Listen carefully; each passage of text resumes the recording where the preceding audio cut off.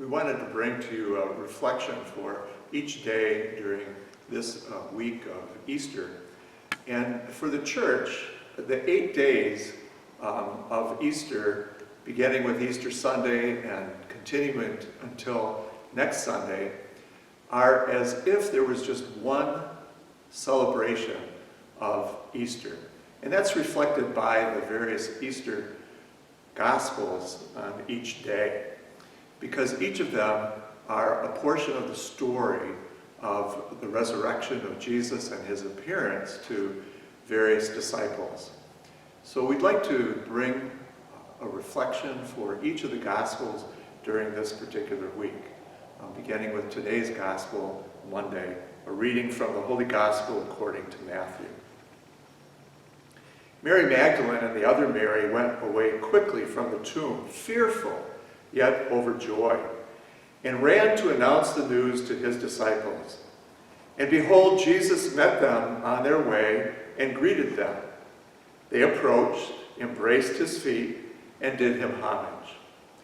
Then Jesus said to them, "Do not be afraid. Go, tell my brothers to go to Galilee, and there they will see me." While they were going, some of the guard went into the city and told the chief priests all that had happened.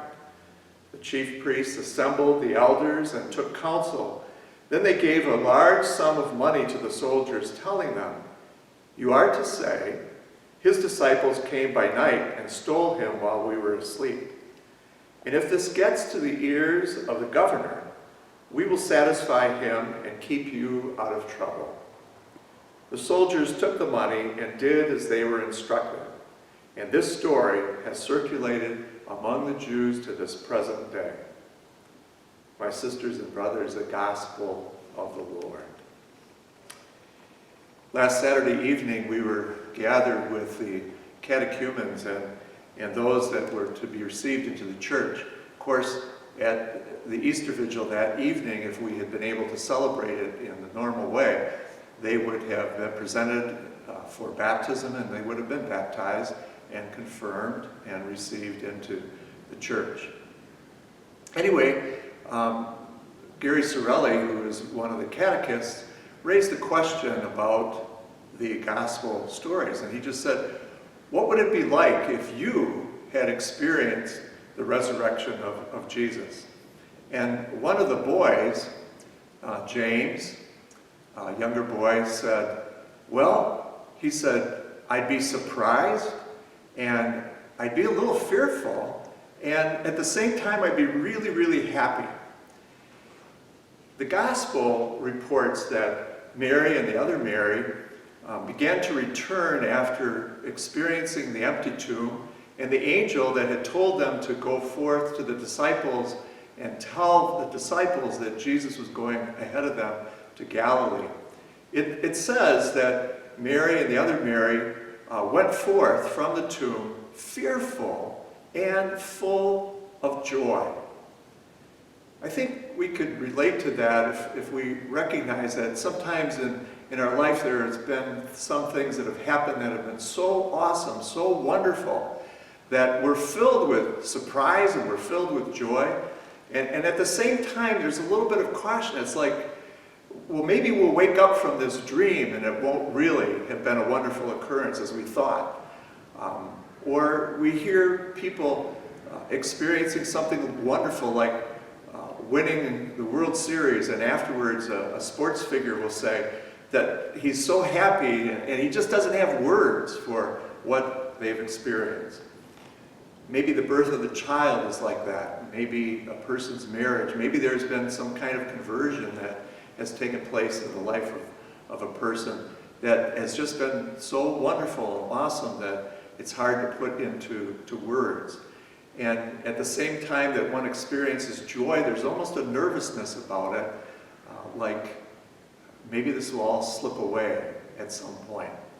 That's the experience of Mary and the other women as they run from the tomb to express to the disciples the joy of the resurrection. And we hear that same thing happening throughout this story as Jesus appears to Mary Magdalene in the garden as Jesus appears to the disciples, there's almost a sense of fear at first. Part of that fear is just not knowing what is going on, and part of it is a fear of the wonder of it all that's beyond their imagination. And when something happens so extraordinary in our life, there is that almost fear that begins before it turns into joy. You might want to spend a little time reflecting on those moments in your life when you've experienced something similar to a sense of wonder and awe, a moment that has brought great joy to you, and yet at the same time there's a sense of fear of something slipping away. And you might ask yourselves too, what is it like in your own life to experience a deeper recognition of the Lord in your own life? And today we can share the experience of Mary Magdalene and the other Mary as they run from the tomb to express great joy to the disciples after they have experienced such an awesome event, the rolling away of the stone, the empty tomb, and the angel proclaiming to them that he is risen and has gone before you to Galilee. Tell the disciples. We realize that often when we have good news in our own life, we speak of it with some awe and wonder, and also with some trepidation. Hopefully, we, after this whole pandemic, will know the joy and a new life that will come forth out of all of this.